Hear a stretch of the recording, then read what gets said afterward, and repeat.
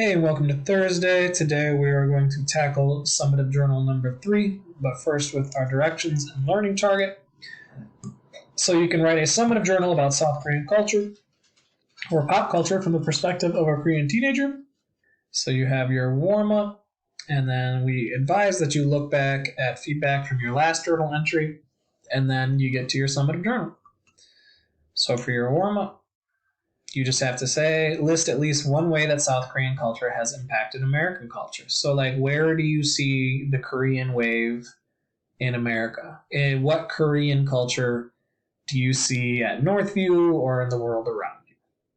Once you are done with that, you are ready to start your summative.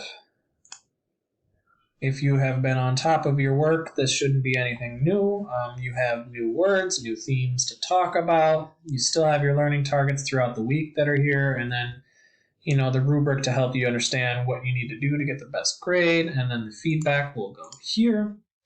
And as always, if you need a little extra help getting started, different tips as to how to show these things, we recorded this, so feel free to use that. And as always, if you are confused or need any extra help, do not be afraid to jump into your teacher's office hours.